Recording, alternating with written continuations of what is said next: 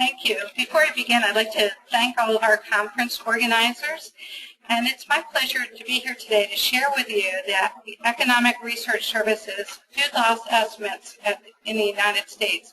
But first I want to share with you how we define food loss, because there's hundreds of definitions used worldwide, and that's really critical to understanding what the numbers mean. And our estimates come from what we call the Loss-Adjusted Food Availability Data Series, which we use this series to estimate food loss at the retail and consumer levels. And first of all, I'm going to provide a little background on the data, and then I'll share with you our actual food loss estimates and cover a little bit of the incentives to reduce food loss before concluding with some final thoughts. First of all, our definition of food loss here at the Economic Research Service is the edible amount of food post-harvest that is available for human consumption but is not consumed for any reason.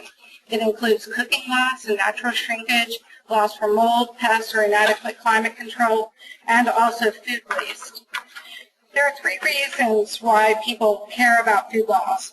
First of all, the world population is growing, and we will simply need more food to feed people. The Food and Agriculture Organization predicts that the world population will reach over 9 billion by 2050, and this will require a 20% increase in food production, net of crops used for biofuels. And even though most of the population growth will occur in developed countries like the United States also face issues of food insecurity. Over 14% of U.S. households face food insecurity at some time during the year due to a lack of resources.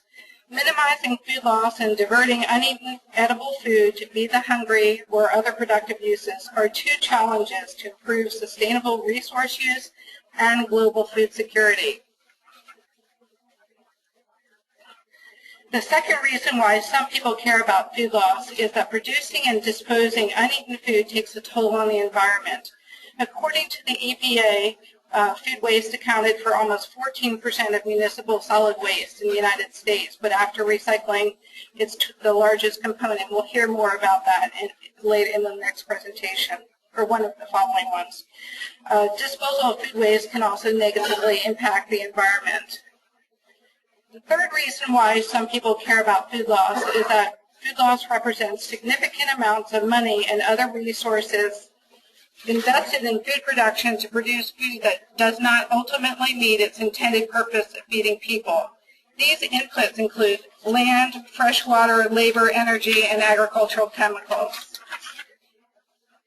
Here is an example for broccoli loss along the farm-to-fork chain, but in general, food loss occurs for many reasons, with some types of loss, such as spoilage, occurring at every stage of the production and supply chain. Between the farm gate and retail stages, food loss can arise from problems during drying, milling, transporting, or processing food that exposes the food to damage by insects, rodents, birds, molds, and bacteria. And at the retail level, equipment malfunction of cold storage, dented cans, and culling of blemished or misshapen produce can result in food loss. Consumers also contribute to food loss when they cook more than they need and throw out the extras, or also from plate waste, such as broccoli served to children who don't like the taste. The Food Availability Data System here at the Economic Research Service really consists of three data series. The first is the core series. The Food Availability Data Series is a foundation for the other two series. One is a Loss-Adjusted Food Availability Data Series, and one is on nutrient availability. In essence, the top portion of this diagram shows how we calculate the food availability core series. For a given commodity, such as fresh apples, and for a given year, such as 2010, we look at the total amount of annual production domestically, and to that we add imports of fresh apples and beginning stocks to get the total supply. From that amount, we subtract out exports of fresh apples, other uses such as feed and seed in the case of grains, and then ending stocks to get the total domestic availability of fresh apples, which we divide by the U.S. population to get per capita availability. Most of what I'm going to focus on from here on is really the loss-adjusted series, which was created by Linda Canner here at ERS in the late 1990s, because the core food availability data series overstates the amount of food ingested.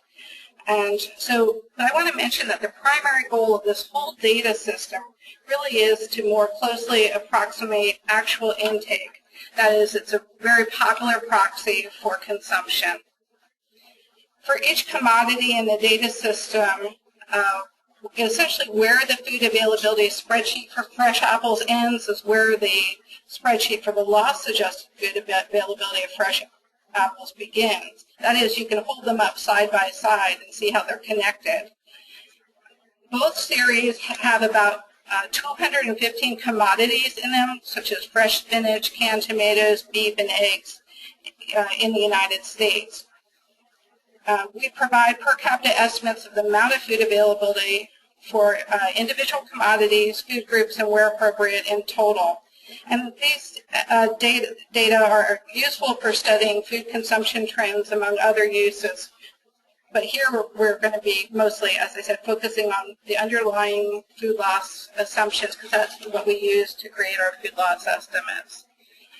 In essence, we adjust the core food availability data system for three types of losses. The loss from the primary or farm weight to the retail weight, which is the weight in the supermarkets, then the loss actually at the retail level in supermarkets, and then a loss at the consumer level includes losses for food consumed at home and away from home, and that has two components. That's the non-edible food or share of food, such as the broccoli stalks, peach pit, and apple cores, and we also subtract out cooking loss and uneaten food from the edible share. The end result is that this data series more closely approximates actual food intake. It's still a preliminary series I do want to mention, because we have several initiatives underway trying to improve the underlying data. But so how big is the problem of food loss in the United States? We've heard estimates of 30, 40, 50%. How big really is it? Well, here at the Economic Research Service, we estimate that the amount of food loss at the retail and consumer levels combined is 31%. That's 10% at the retail level and 21% at the consumer level.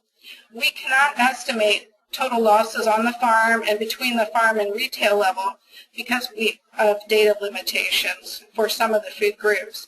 But had they been included, the total loss in the United States would be well over 31%. I want to mention that we have individual loss estimates for all those commodities, and added up, this is the total loss percentage for each of those food groups. In the United States, in 2010, we estimate that's about 133 billion pounds of the available food supply goes uneaten at the retail and consumer levels. That's 43 billion pounds at the retail level and 90 billion pounds at the consumer level. This chart shows the amount of food loss for each food group by the size of the bar, and also the breakdown between the retail loss in yellow and the consumer level loss in blue.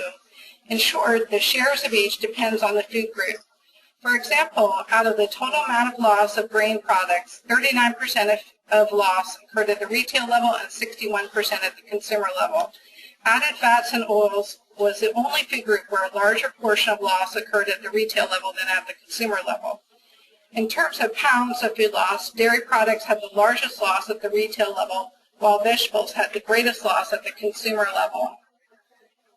This summary table presents our estimates at both the retail and consumer levels combined, and shows that using retail prices, we tally this up to $162 billion, and we also can calculate this amount of loss in terms of calories, and it comes out to 141 trillion calories, and yes, that's trillion with a T.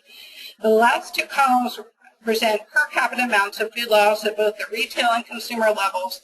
The middle column is for the annual estimates, and the right-hand column is for the daily estimates. For example, 429 pounds per capita went uneaten at both levels, but not shown there, but 290 pounds of this was at the consumer level. And of that $522 per capita in 2010, $370 was at the consumer level alone. In the United States, the food groups with the highest share of food loss in 2010 depended on the type of measurement. In terms of amount or weight of food loss, 3 food groups made up almost half of the food loss at the retail and consumer levels. They are dairy products in blue, vegetables in green, and grain products in gold.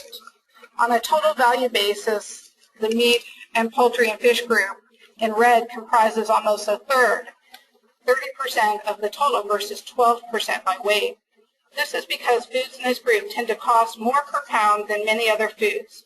Vegetables and dairy products come in second and third in terms of share of total value as measured using retail prices. The top 3 food groups in terms of shares of total calories uneaten are noticeably different. Shares for added fats and oils, added sugars and sweeteners, and grains are much higher in terms of calories, reflecting these foods' caloric density per pound.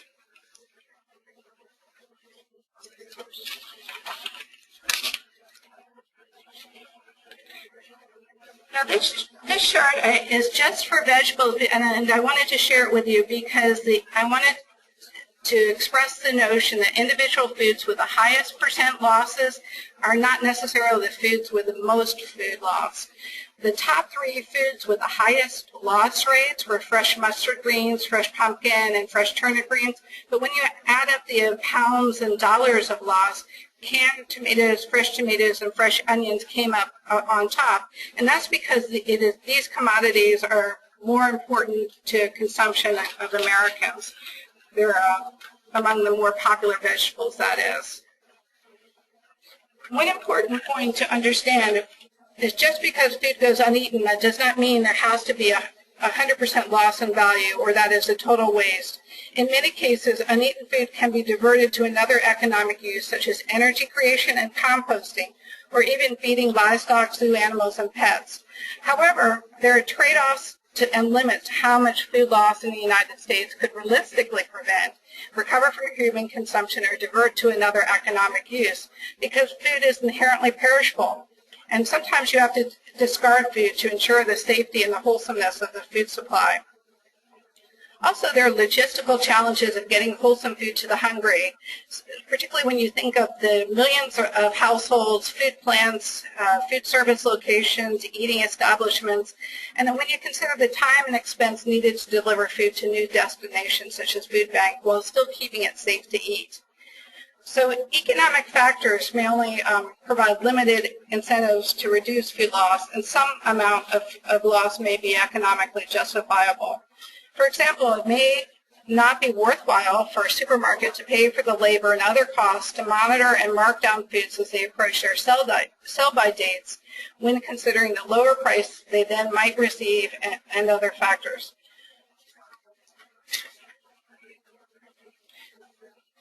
I wanted to just touch briefly that there are incentives to consider when reducing food loss and other kinds of post-harvest losses.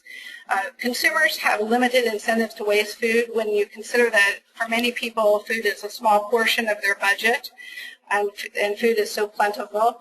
The food industry also has a range of positive and negative incentives to reduce food waste, including tax incentives when they consider the waste disposal costs, energy generation opportunities, and corporate image, and even legal liability. I have a few closing thoughts. First of all, food loss, including waste, is likely to be over 30% in the United States when you consider the whole farm-to-fork food chain. Secondly, quantities of food loss at the consumer level in the United States are larger than at the retail level for all food groups except fats and oils. Third, the ranking of food loss by food group depends or varies depending on if measured by the amount, value, or calories. And then individual foods with the highest percent losses differ from the foods with the most food loss. And there are incentives to reduce food loss, but some amount of food is economically justifiable. And thank you so much.